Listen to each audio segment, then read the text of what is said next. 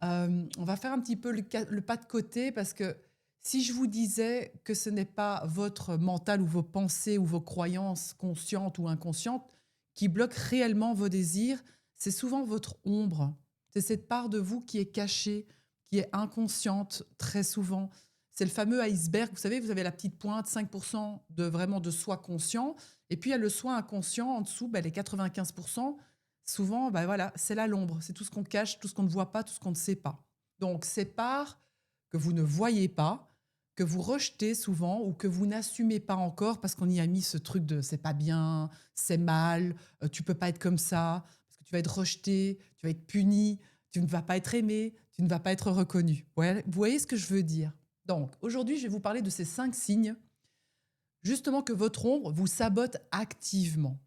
Surtout ici, c'est de reprendre votre pouvoir pour remettre en fait cette lumière en avant et pouvoir surtout œuvrer avec l'ombre et la lumière le plus rapidement possible et surtout enlever cette culpabilité, cette gênance, comme diraient les jeunes, pour pouvoir en fait faire ce pas de côté et se dire ok, ce n'est rien de grave en soi. C'est juste une partie de moi qui n'a pas été entendue ni reconnue, qu'on va les transformer en un potentiel. Ok.